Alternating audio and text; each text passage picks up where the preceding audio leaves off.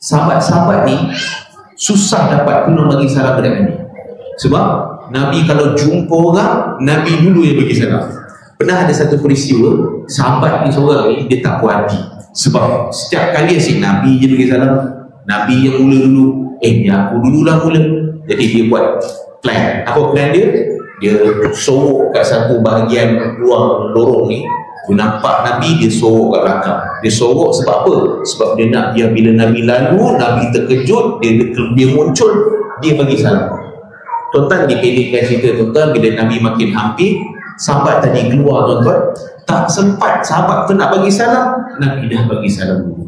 Nak bagi tahu tuan-tuan, Nabi orang yang paling cepat dan awal dan pantas pertama bagi salam. Antara sunnah yang nampak ringan tapi berat dah kita nak buat di akhir zaman tuan-tuan. Antara sunnah Nabi apa ni tuan-tuan, yang mungkin kita berat nak buat sekarang ni, apa dia?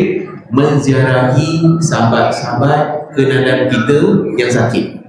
Contoh kita dapat tahu kan, satu dalam blog kita ni ada sahabat kita yang sakit contoh. So bila sakit tuan-tuan, menjadi salah satu sunnah Nabi untuk kita ziarah orang yang sakit.